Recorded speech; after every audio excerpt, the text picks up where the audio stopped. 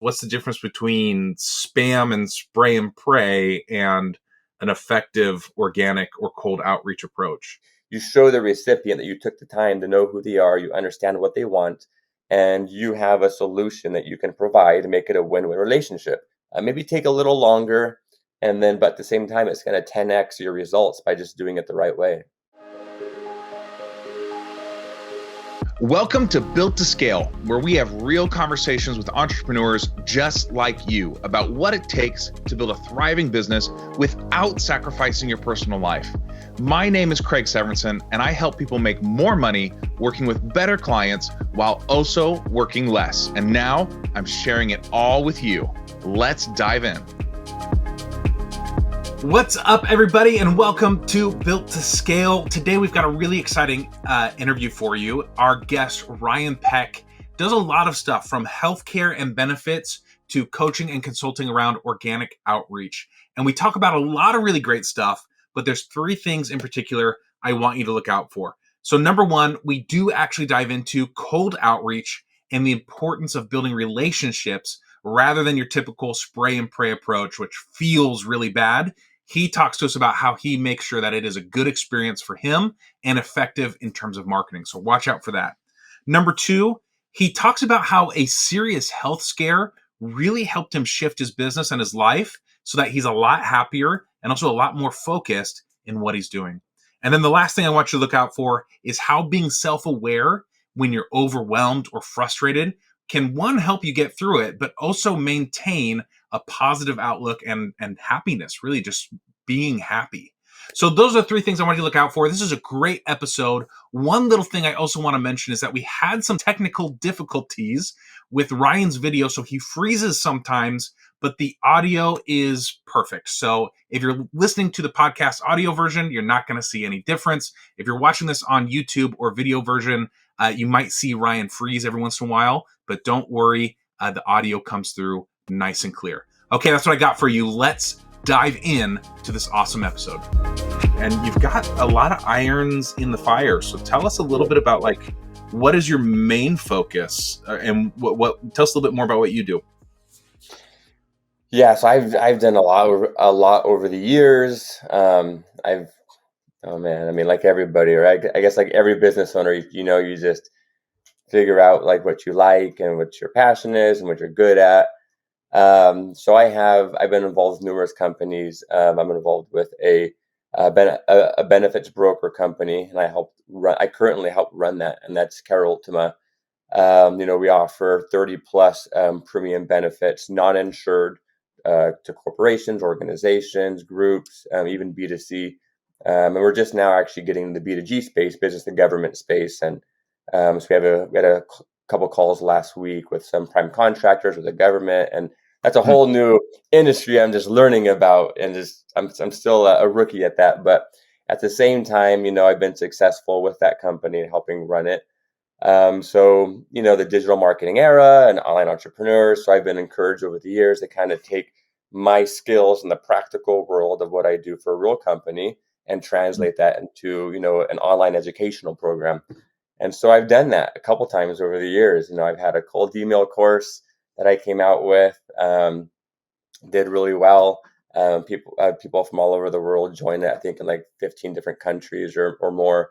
Now I have an organic sales course where I teach people, get more exposure, leads, profits, and sales, by going on groups like this, providing value. And then an outcome is the more value you provide, people are going to be attracted to that, and it's all about synergy and a win-win for both parties, So I help people do that as well. I have a program for that. So I've kind of doing a lot currently. But I figured out what I enjoy now. I enjoy teaching people, helping people, teaching in general. And so, like I said, I've done a lot. I like to say I'm probably the only person in the world to partner with Amazon through a cold email. I did that, for the Care Ultima company. I've gotten my foot in the door with a couple of dozen Fortune 100 companies, partnered with another Fortune 100 company. I've interviewed, not Jeff Bezos, Grant Cardone, Kevin Harrington, Neil Patel, all from my cold email strategies. And so, I just have a lot of experience in these organic sales and different approaches. And so that's kind of a lot right there. But yeah, like I said, now my primary focus right now is, well, one, Care Ultima, but at the same time, I still have my coaching business, Organic Growth, where I help people get more exposure, leads, profits, and sales, through adding value to different groups and podcasts like yourself. Interesting. So there's a lot in there that I want to dive Yep. into. And I think the first question that's coming up for me is, you've got the cold email group and course that you were offering. And Mm-hmm. it sounds like you've transitioned a little bit from that Mm-hmm. to being organic Yep. growth. Is there a difference between those two? Did the email marketing just get wrapped up into the new one, or is that email approach not working for you anymore? Like, I'm wondering how the email fits into what you're doing Yeah. now.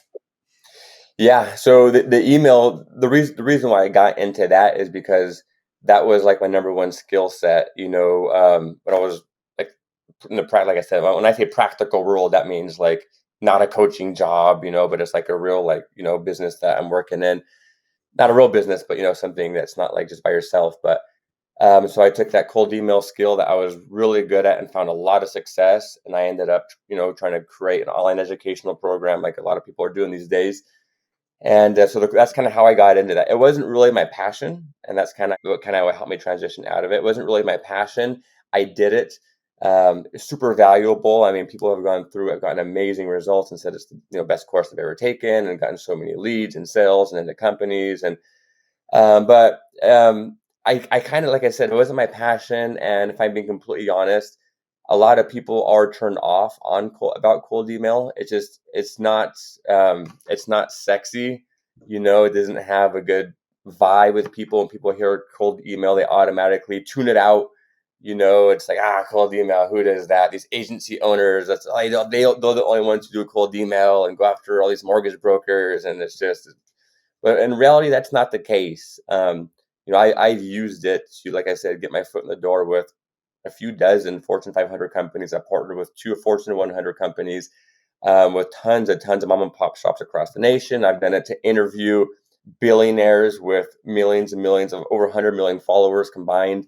And I've actually gotten on the phone with them, recorded the interviewed them. They gave me valuable advice and how to do things. I did it to find a mentorship. I did it to become a contributor to Entrepreneur magazine, as well as about a dozen other online publications where I contribute, and add value and people follow.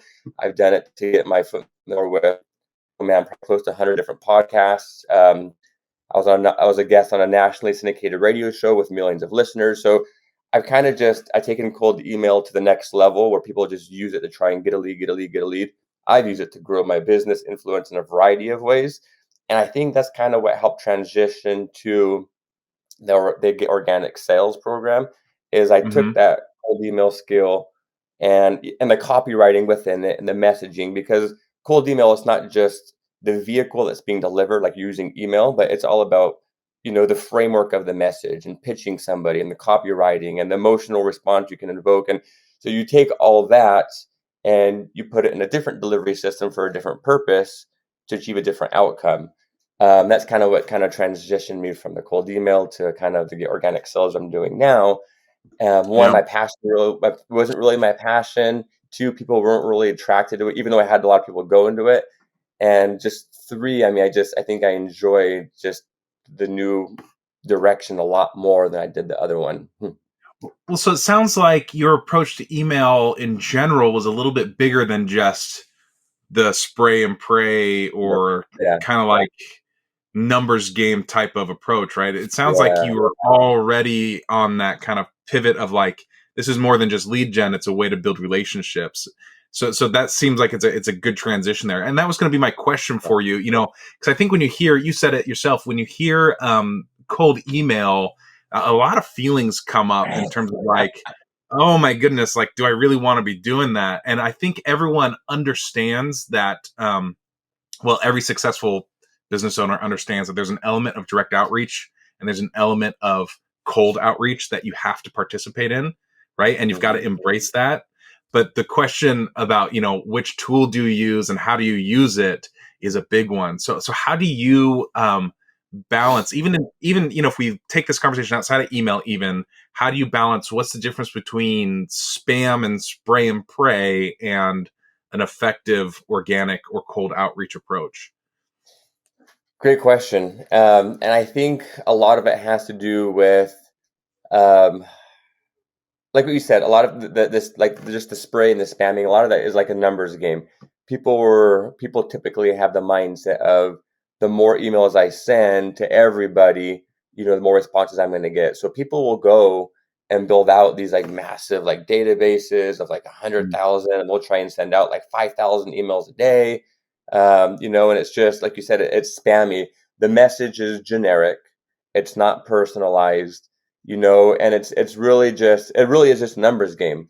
Whereas the approach that I take, like you said, whether it's cold email inside an email or if it's for something else, like regardless of what you're trying to accomplish in the outreach campaign, I like to, even in my cold email course and my Get Organic Sales program, I like to teach, take a more personalized approach. And it really is a difference of the world. Like taking a more personalized approach, um, not sending out 5,000 generic, copy and paste emails, it makes a big difference. And that's how you really get results.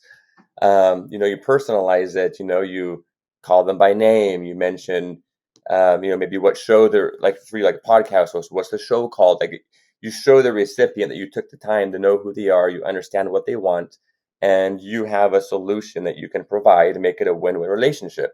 That's pretty much what it is you personalize it and you try and make it a win-win, not just all about me and here's a generic template I'm going to send out to 50,000 people and you may get a few replies, sure. But in reality, that's so much work, like so much work. Yeah. And people think they have to I have to go get a 50,000 person email list. And it's like, no, you don't, you don't really need to do that. Like, let's focus more on what's going inside the emails. Maybe take a little longer, but at the same time, it's going to 10x your results by just doing it the right way. What's funny, I'm smiling because what you just explained, especially the take a moment to look at their stuff and then show them that you looked at their stuff. Because I'll say to my clients all the time when we're talking about organic outreach, that's called don't be an idiot, right? Like you don't connect with somebody and then say, hey, what do you do? It's like, it's on my profile, you moron, go check it out. You don't be that person that is just like you said, sending out so many messages that you don't even have the time to take a moment to look at what they're already putting out into the world. And then the other thing that I'm really enjoying about what you're saying, because it goes right along with what I think and my philosophies of relationship marketing is really the way to go, no matter what tactic you're using. Like when you're selling something for the right price, how many clients do you really need? Like you don't need a 5,000 person email list because you don't need 5,000 clients. You need like 20 or 30 or 100. And building relationships on a smaller scale will lead to sales faster if you just take the moment to really engage with people. Yeah, no, you're absolutely right. And to piggyback off what you're saying right now, there's something I say in my program too that goes hand in hand with what you just said. A lot of people are like, I can't go on this podcast that only has 50 people, doesn't have 100,000 people. And I'm like, how many people does it take? Meaning, how many people does it take for you to get a customer? Like one purchase is one customer. A show can have one person in their audience, but if that one person buys, you have one new customer. Like all it takes is one person to make money. That's it. You you just need one person. So if a show has 30 people in their audience, you have potentially 30 buyers there. Just go and build a relationship, add value. Don't look about the audience size. You just do the right thing with time and the results will end up coming. Like relationship marketing, do the right thing. Don't pick and choose. Oh, he's not a Fortune 100 guy. He's not a mega influencer. I'm not going to, talk with him, but go out and build organic relationships, provide value, and the results will end up, showing up down the road. And I think we really underestimate the power of consistency with small audiences, right? Like if you get in front of an audience, okay, so it's 10 people. Okay, yeah, one time, maybe that's not going to make a difference. But what if every week you get in front of an audience of 10 people? Now we're talking 40 a month, right? Multiply that by 12 months, multiply that by 2 years, 3 years, 4 years, right? Like how many people would you get in front of if you just got consistent with small audiences? And suddenly those numbers get a lot bigger. And like what you said, they're a lot more intimate. And so the influence is a lot more powerful. So there's a Yep. lot of power and consistency with small audiences that I think that we take for granted lots of times. Absolutely. I agree 100%. Okay, cool. So let's take a step back, and I want to like, what got you into entrepreneurship in the first place? Like, did you like? I don't really know your history very well in terms of like, did you have a corporate job and then you started your business, or have you always been an entrepreneur? Like, what got you started running your own thing? A couple things. One, I'll just say, in the bigger picture was my father. He's an entrepreneur. His entire life, he's never worked a corporate job. He's always owned his own company, or been a salesman for a company. He's done really well throughout the years. There came a point where he started his own business, but he's always been on his own time. So growing up, I was the one in my I had there's six of us, so there's six children in our family.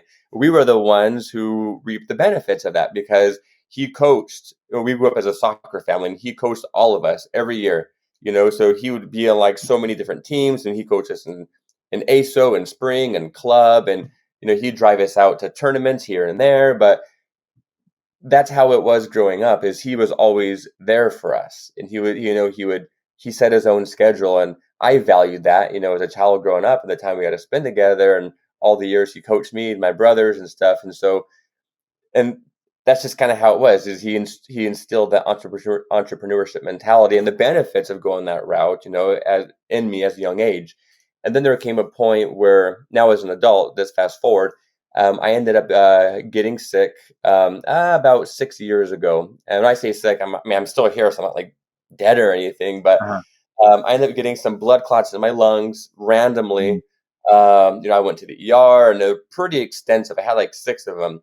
And so the doctors and specialists put me on bed rest for like 6 weeks, which is pretty crazy. And I was pretty active at the time. And so anyways, when I was on bed rest, it was just kind of a depressing time for me. And I'm like, oh my gosh, like, what am I doing? What's wrong with my life? It's kind of like light bulbs going off. Like, I almost died. Like, all these doctors are saying, oh my gosh, you're lucky to be here. You're lucky to be here. You're blessed. And so that was kind of a shift right there, where I started learning more about the online world. And I was in bed doing absolutely nothing. And I'm like, how can I be effective and do something just from my laptop in bed? Like, what can I Mm-hmm. do?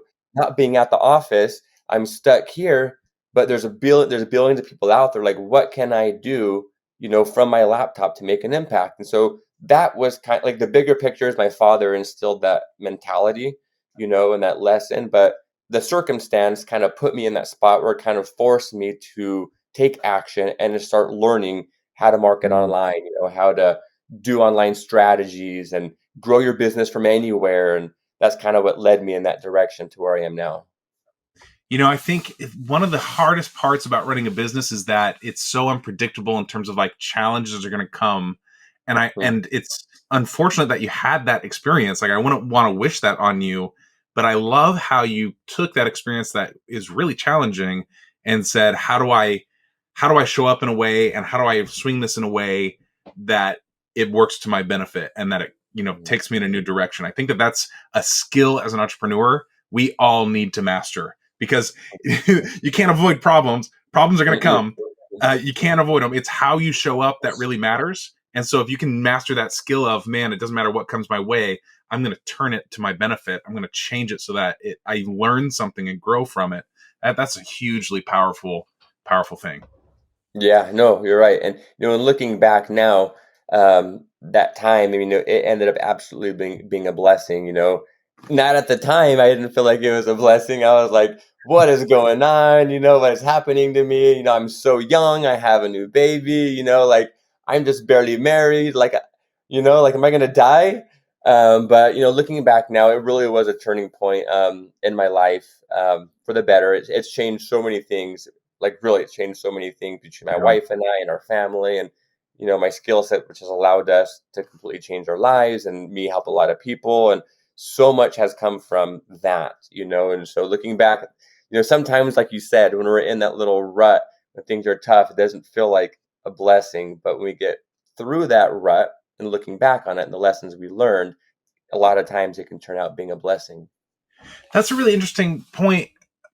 Um, and I wonder what your opinion would be on, because when you're in it, right, whenever we face a challenge, when you're really in like a tough situation, it's really easy to be discouraged and to not see that silver lining of, man, I'm going to learn something. Yeah. What do you do to keep that bigger perspective, or do you just abandon all hope in the moment and then learn the lesson afterwards? Like what's your philosophy when you're in that trench? Um, oh man, that's a good question. I think natural for all of us humans when we're in that moment, we like, dude, life sucks. Like, why is this happening? I'm a religious guy. I'm not afraid to say that, and so I always try and have a bigger picture perspective. Like, okay, don't worry. And trials are only a short time. The trials will end. It's not going to last forever. And I try, like I said, I mean, I'm using the word try because it's easier said than done. I try and have that mentality of, these trials are only temporarily. They will pass. They will get through them, and things are going to be different. Whatever it is, whatever anxiety I'm feeling or stress I'm feeling, it's like, don't worry. In a few weeks from now, this project or this obstacle will be done, and I'll feel a lot better. Like it's only just a time thing until it goes away. That's and if I'm being honest, that's kind of what my mindset is. And I'll even go on YouTube a lot, like a little, I don't know what you want to call this, a hack or a tip. I don't know. It's just what I do is when these times come, I'll go on YouTube a lot and I'll just like type in like Tony Robbins motivation. I'll just click on a video and just let it play. And these videos, I mean, they don't seem like they do much. Some people make fun of them, like, oh, ha ha, it's the self-help. But it really is really good. That's some good stuff. And a lot of it's based on science and like, so I'll go and I'll just watch these videos randomly, or I'll just put it on and listen to it while I'm working away. And you're just hearing these messages. And it really does. You really start feeling good. Like, okay, I'm going to get through this. I feel a little better right now. Um, Everyone has their own ways of how they get through tough times. And that's kind of what I do. And it helps. It really does. Yeah, and that's totally free. Tony Robbins on YouTube, totally free. It And is. that's people pay thousands of dollars to hear Tony Robbins speak, and we've got this free resource. Like Yeah. that's a great idea. One of the things that really stuck with me that you just said, and I think that we as a culture, maybe this is an American thing, or maybe it's I know where you went to school and I know where I went to school, so I'm assuming when we talk religion that we are probably on the same page since we both went Yeah. to versions of Brigham Young University. For Um, sure. but I think that there is, so maybe it's a religious uh, culture. I don't know. But I think that we have a tendency to want to be so stoic when things are hard and not admit out loud that things are hard. And I think that it is okay for us to say in the moment, this sucks. I wish Mhm. this wasn't happening. And it's along with that admission of like, this is hard. You can also have that attitude of, but I can get through it and I can push through it. And there's nothing wrong with feeling that. And I Mhm. think that the fighting of that feeling, right? When you're like, no, I'm bigger than this. It doesn't feel bad. Like, man, I can do this.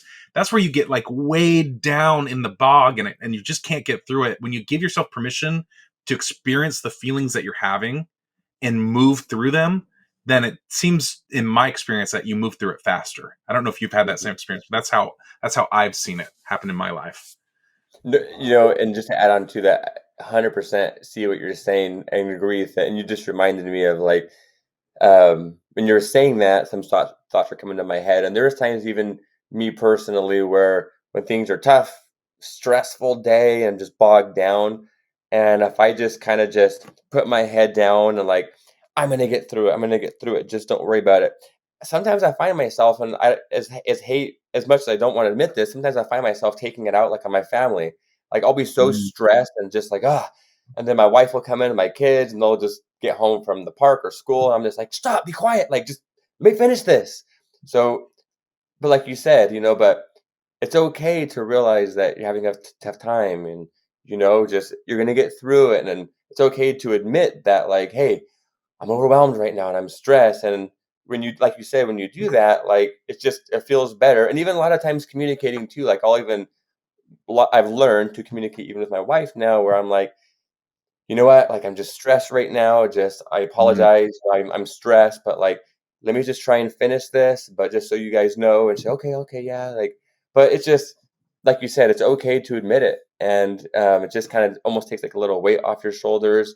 Um, and sometimes you don't become a Grinch like me. Sometimes when you're just feeling bogged down.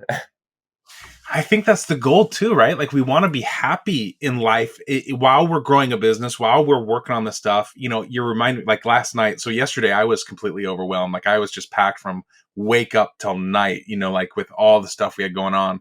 And so much so that I didn't have time to make dinner like I typically do. So I just grabbed pizza and brought it home before I had to leave again to go to a meeting. And my oldest daughter was doing her homework at the table, which is like a good thing, right? We want that.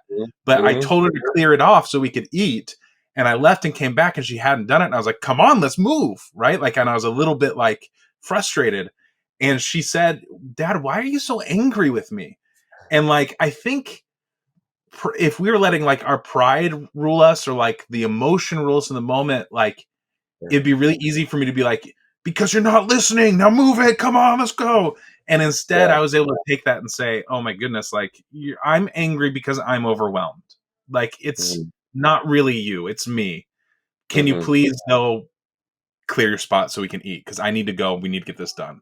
And so, like, I Yeah. think that little trick of like understanding that how you're feeling helps you Mm-hmm. interact better with your family so that you don't lose sight of those things that are most important, right? Like that's what Yeah. it's all about. We started our businesses to spend more time with them. Yet how many entrepreneurs end up getting divorced, or losing sight of what they wanted, or they lose their health, or they lose, Mm-hmm. whatever. And again, like I'm not judging anybody because everybody's journey is different, but like if you're in that situation, like where's that line? And you've got to make sure your priorities are set in stone so that you don't lose sight of what's most important to you. Why you started your business in the first place. Yeah. No, and I like what you said, so your priorities, you don't lose sight of your priorities. And like you said, most of us, if not almost all of us, got into this business to support our families and to have a better life, and if we're letting our business destroy our life and destroy our families, then, sometimes we have to take a step back and do a self-assessment of, what really is our priority and what am I prioritizing, it's because there's no balance there, but absolutely 100%. agree. So switching gears a little bit, let's talk about like what's going on currently with your business. Like where's your focus right now in terms of what are you using to grow your business, and what are like the challenges that you're seeing as you're in your day-to-day life of growing your business? So like I said, it's been I would say about a year and a half since I started the organic sales program. I enjoy it. I enjoy helping people and working with people. I think that's what it is a lot, is I just enjoy just kind of the whole content and work and helping people. Um, the day-to-day life, I mean, it's a struggle because I work from it in its own way. I work from home, which is a good thing. I have three kids: a 7-year-old, a 3-year-old, an 18-month-old. My wife also, she works as well, but she works from home. So both of us are at home 24/7, with three kids. One's in school, but two kids are always home. And I also have a company, Care Ultima, that I help run. We're just getting into the government sector and government contracting. It's taking up a lot of my time. But I love their Get Organic Sales, and I'm, so I have two businesses that I'm involved with. And so it's not like, oh, like, like I'm doing both, and I make time for both. I make time for my wife, and because I think that's the struggle that I'm in right now, is really having that balance. Mm. So it sounds cliche, but it's true. I need to make time for work. I need to make time for my students. My clients. I need to make time for my kids when he gets home from school. I need to make time for my 18-month-year-old and my 3-year-old to take them out and do something with them. I need to make time for my wife when she has stuff to do for her work. So Yeah. my situation is really finding that balance so I can do everything I need to do, but not like kill myself and, like Yeah. leave one thing hanging. So what tools how are you addressing that? How are you finding that balance in your business and in your life? We have a calendar on our fridge where I put and this is, I know it is something so simple, but sometimes it's the simple things that make a difference. We have a calendar on my fridge where my wife and I will put our schedules in. So she'll like put her schedule in on the day that she has to do stuff. I'll put my schedule in on the days and times that I need to do certain things. So like this podcast was on, you were on my fridge, for the I last made it. while, I made the yeah. fridge. I did it. He's like, Greg, 9 a.m. I think today's the 26th, right? Yeah, 4:26, 9 a.m. And it's been there. So my wife knows this day, this time, I'm over here for an hour. And then I have another one tonight at 5 p.m. I'll be on a different, it's just, Yeah. but it's helped so much just getting organized. And it's something as so simple as putting a calendar on our fridge has really just made us organized on the same page. Yeah. So I know, like, okay, so I have a block right here where I don't have these things to do. My wife she has a test coming up, for her certification. So I'll take the kids for a few hours. So it's something so simple, and people will say, "Oh, that's dumb, a calendar," but it works for us, and it's simple, and sometimes that's all you need. It's just a simple solution. 100%. 100%. I'm with you 100% because my calendar is exactly how I do that. Like if it's on I don't put anything on my calendar unless I intend to actually do it. And that's, that is how I manage my day. So like all the stuff that needs to get done, and I've built systems around it, and then I just have a time on my calendar to implement that system. Or like, I've got time scheduled off to go and actually make dinner for my kids and spend time with my family. And it's like just by following that schedule, I think to me the biggest struggle was I'm such a free spirit that I hate people telling me what to do, which is probably why I'm an entrepreneur, right? Like I hate even myself. I don't want myself to tell me what to do. Like I want to do whatever I want to do. And so having the calendar was a real struggle at first, but when I discovered that you could just put blocks of time to accomplish stuff and not decide what exactly you're going to do, so that you've got that freedom to do what you feel like needs to be done, but you're Mhm. also structuring your day, man, that was a game changer for me. So I'm Yeah. with you 100% because the calendar is exactly how I do it too.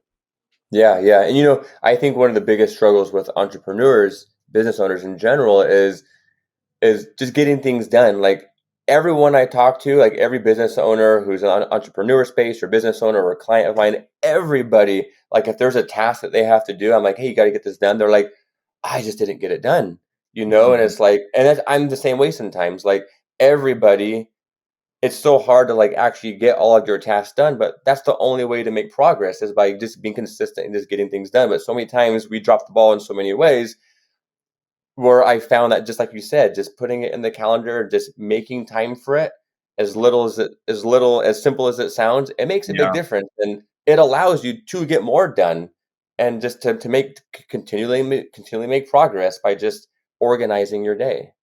exactly. And there's such a struggle because we like to load our day up with stuff that doesn't matter. Like this is especially true, I think, when you're first getting started because you want to feel like you're making progress. And so it's like you're loading your day with stuff that actually doesn't matter. And so Yeah, it's a mix between like being consistent with the things that do matter and being ruthless at cutting out the things that don't matter. And lots of times the things that don't matter are also those vanity metrics that make us feel really good.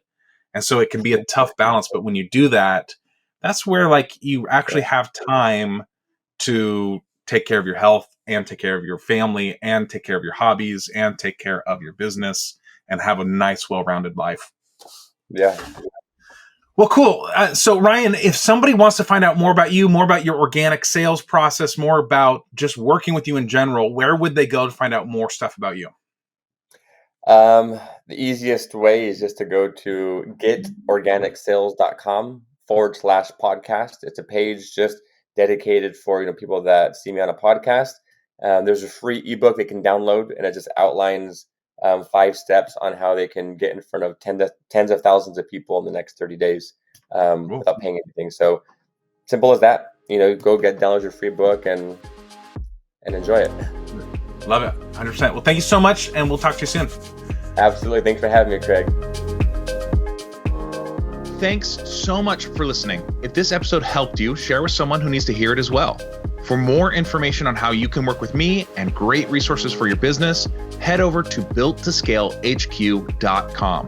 Join us next time for Built to Scale. And until then, take some fast, focused, imperfect action. I believe in you. I got your back. We'll talk soon.